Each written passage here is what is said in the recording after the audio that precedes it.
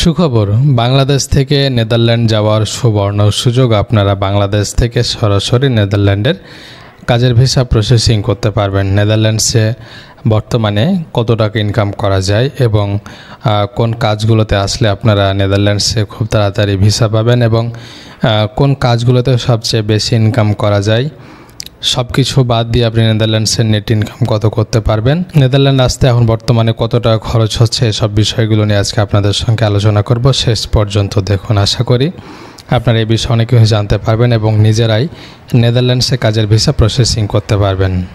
Netherlands হচ্ছে ইউরোপের একটি সেনজেন কান্ট্রি এবং অনেক ধনী রাষ্ট্র এবং এই দেশটিতে অনেকেই কাজের ভিসা নিয়ে আসেন। যারা চাকরিজীবী তাদের পছন্দের দেশ হচ্ছে নেদারল্যান্ডস। নেদারল্যান্ডসকে হল্যান্ডও বলা হয়। এই হল্যান্ডে আপনারা হিউজ আর্নিং করতে পারবেন, বিশেষ করে স্পেসিফিক কিছু কাজের মধ্যে। সেই কাজগুলো যদি আপনারা করেন সেক্ষেত্রে আপনারা প্রায় 5 থেকে 6 লক্ষ টাকার উপর ইনকাম করতে পারবেন, যেটা অকল্পনীয়। এবং চাকরিজীবীদের সবচেয়ে প্রধান এবং পছন্দের দেশ হচ্ছে নেদারল্যান্ডস। অনেকেই পর্তুগালের, অনেকেই ফ্রান্সের, অনেকেই ইতালির যে নাগরিকত্ব পেয়েছে সে নাগরিকত্ব পাওয়ার পরে তারা নেদারল্যান্ডস এসে কাজ করে, সেখানে এসে জব করে। নেদারল্যান্ডস অনেক শান্তিপ্রিয় একটি দেশ।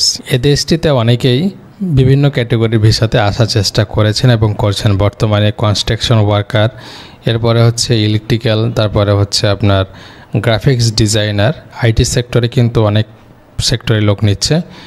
এরপরে হচ্ছে কনস্ট্রাকশনের সবচেয়ে বেশি পরিমাণে নিচ্ছে। এরপর অন্যান্য সেক্টরগুলো আছে হোটেলে, রেস্টুরেন্টে। তারপর অনেকেই স্টাডি ভিসায় আসছে। স্টাডি ভিসায় এসেও কিন্তু আপনি এখানে একটা গোল্ডেন অপরচুনিটি পেয়ে যান। সেখানে পার্ট টাইমের সুযোগ আছে। সেখানে 30 ঘন্টার মতো আপনি পার্ট টাইম করতে পারেন, যেটা অকল্পনীয়। নেদারল্যান্ডসে যদি আপনারা ওয়ার্ক পারমিট ভিসায় আসেন তাহলে কিন্তু আপনাদের কিছু ডকুমেন্টস আছে যেগুলো মোস্ট ইম্পর্ট্যান্ট। সেগুলোর মধ্যে হচ্ছে আপনার পাসপোর্ট থাকা লাগবে 1 নম্বরে হচ্ছে, 2 নম্বরে হচ্ছে আপনার অভিজ্ঞতা সার্টিফিকেট। কারণ নেদারল্যান্ডের মতো একটা উন্নত দেশে আসবেন এবং অভিজ্ঞতা ছাড়া আসবেন, এটা কিন্তু হয় না। অবশ্যই আপনাকে অভিজ্ঞতা সার্টিফিকেট দেখাতে হবে। এখন যে কাজের উপর আছেন, নার্স, ডক্টর, ইঞ্জিনিয়ার কিংবা গ্রাফিক্স ডিজাইনার আইটি সেক্টরে কিংবা কনস্ট্রাকশন, ইলেকট্রিক্যাল, যে কাজেরই হোক না কেন আপনাকে অবশ্যই এক্সপেরিয়েন্স সার্টিফিকেট দেখাতে হবে। এক্সপেরিয়েন্স সার্টিফিকেট মোস্ট ইম্পর্ট্যান্ট আপনার ওয়ার্ক পারমিট পাওয়ার ক্ষেত্রে। এখন কিভাবে আপনারা পারমিটগুলো পাবেন? এর আগে আরও কিছু ডকুমেন্টস আছে, যেমন CV, cover letter, experience certificate, পাসপোর্টের কপি, ছবি। এসব ডকুমেন্টসগুলো হচ্ছে সবচেয়ে মোস্ট ইম্পর্ট্যান্ট আপনার পারমিট পাওয়ার ক্ষেত্রে। এখন আপনাকে কোম্পানিগুলো খুঁজে বের করতে হবে। ইনডিড, লিঙ্কডইন, গ্লাসডোর, এরপরে নেদারল্যান্ডসে যেসব লোকাল জব পোর্টালগুলো আছে সেগুলোতে আপনারা খুঁজে পাবেন। সেগুলোতে আপনাদের জব খুঁজতে হবে, দেখতে হবে এবং আপনার কোয়ালিফিকেশান অনুযায়ী কিন্তু আপনাকে আবেদন করতে হবে। এবং এখানের একটা সুযোগ হচ্ছে যে এখানে আপনাদের আইএলটিএসের প্রয়োজন নেই। কিছু কিছু ক্ষেত্রে আপনার কাছে হয়তো আইএলটিএসের প্রয়োজন হতে পারে, তবে ম্যাক্সিমাম ক্ষেত্রে আপনার আইএলটিএসের প্রয়োজন নেই। আইএলটিএসের প্রয়োজন হবে যখন আপনি স্টুডেন্ট ভিসায় আসবেন। কিছু কিছু ইউনিভার্সিটি আপনার জন্য কম্পালসারি করে দিয়েছে আইএলটিএস। তো সেক্ষেত্রে স্টুডেন্ট ভিসাতে কীভাবে আসবেন নেক্সট একটা ভিডিওতে আমি আলোচনা করব। তবে আজকে যেহেতু আমি পারমিট নিয়ে আলোচনা করছি, আপনারা পারমিট নিয়ে জানতে পারবেন বিষয়টা কী কী আছে। পারমিটের ক্ষেত্রে হচ্ছে যে আপনাদের এইসব ওয়েবসাইটগুলোতে পারমিটগুলো খুঁজে বের করতে হবে, জবগুলো খুঁজে বের করে তারপর আপনি কোম্পানির সাথে কমিউনিকেশন করে, কোম্পানি হয়তো আপনার কাছ থেকে ইন্টারভিউ নিতে পারে এবং তাদের সাথে কমিউনিকেশন করে তাদের ব্যাটে বলে মিলে গেলে হয়তো আপনাকে একটা পারমিট দিবে। এখানে যে আপনি আবেদন করার সাথে সাথে পারমিট পেয়ে যাবেন এমনটা কিন্তু না। দেখুন, এখানে বাংলাদেশ ছাড়াও কিন্তু বিভিন্ন দেশের মানুষ আবেদন করবে। শুধুমাত্র যে আপনি একজন মাত্র ক্যান্ডিডেট কিংবা কয়েকজন হয়তো 50 জন ক্যান্ডিডেট আবেদন করবেন এমনটা না। এখানে শত শত মানুষ আবেদন করবে। এখন যারা দেখবে জবগুলো, যারা এসব ওয়েবসাইটগুলোতে দেখবে, নজরদারি করবে, তারাই কিন্তু দেখতে পাবে এবং তারা আবেদন করবে। এখন কয়েকটি দেশ মিলে কিন্তু কয়েকশো কোটি মানুষ হবে। তো সেক্ষেত্রে এতগুলো মানুষ তারা আবেদন করতে পারবে না, তাই না? তো সেক্ষেত্রে যারা দেখবে, যারা জানে, কিংবা এই যে আমি আপনাদের সঙ্গে প্রচার করছি, যারা দেখছেন ভিডিওগুলো, তারাই কিন্তু চেষ্টা করবেন আবেদন করার। ওকে, তো সেক্ষেত্রে এসব দেশগুলো থেকে আবেদন করবে এবং সে অনুযায়ী যদি আপনাদের অভিজ্ঞতা এবং যে ডকুমেন্টসগুলোর কথা বলছে সেগুলো যদি মিলে যায় তাহলে কিন্তু আপনারা সেখান থেকে পারমিট পাবেন।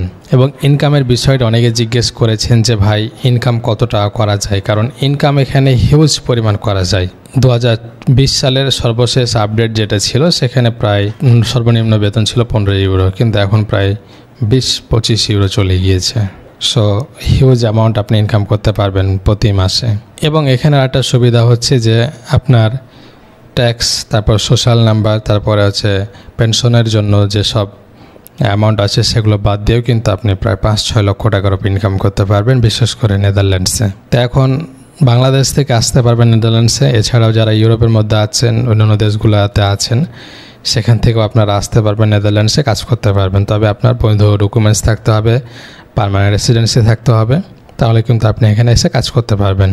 অ্যান্ড খরচের বিষয়টা ভাই অনেক কিছুই তো বললাম, এখন খরচের বিষয়টা হচ্ছে যে বিভিন্ন এজেন্সিতে কিন্তু বিভিন্নভাবে টাকা নিয়ে থাকে। এখন আপনি যেহেতু সময় খরচ করবেন, আপনার পরিশ্রম দিবেন, তাহলে সেক্ষেত্রে কিন্তু আপনার খরচটা অনেকাংশে কম হয়ে যাবে। আর আপনি যদি এজেন্সি নির্ভর হয়ে যান কিংবা এজেন্সির ওপর ডিপেন্ডেন্ট হয়ে যান, তাহলে কিন্তু আপনি এজেন্সির মাধ্যমে করতে পারবেন। এজেন্সি হয়তো আপনার কাছ থেকে প্রায় 15-20 লক্ষ টাকা নেবে, কারণ ফ্রান্সের ভিসা, ইতালির ভিসা 15-20 লক্ষ টাকা নিচ্ছে। তাদের চাইতে তো অনেক উন্নত দেশ হচ্ছে নেদারল্যান্ডস। সো এই দেশে তো 20 লক্ষ টাকার উপরে আশা করা যায়, বুঝছেন? যেটা বাস্তব সেটা বলছি আর কি। মানে যেসব এজেন্সিগুলো এরকম লোক আনানোর ব্যাপারে কাজ করে তারাই কিন্তু এরকম নিয়ে থাকে মূলত। তা আমি জাস্ট আপনাদের সহজ সরল পথ দেখাচ্ছি যাতে করে নিজেরা আবেদন করতে পারেন, এখানে কোনো এজেন্সির পিছনে দৌড়াতে না হয় কিংবা এজেন্সির পিছনে টাকা নষ্ট করতে না হয়। সেটাই আমি চেষ্টা করছি যে আপনারা নিজেরাই চেষ্টা করুন, সব ওয়েবসাইটগুলোতে আপনার সিভি ড্রপ করার চেষ্টা করুন। তারা যদি পছন্দ করে আপনাকে, ইনশাআল্লাহ আপনারা সেখান থেকে পারমিট পেয়ে যাবেন। এবং পারমিট অ্যাম্বাসিতে জমা করলেই কিন্তু আপনার ভিসা হয়ে যাবে। এমনটা না যে আরও কোনো কঠিন প্রসেস আছে, এমনটা না।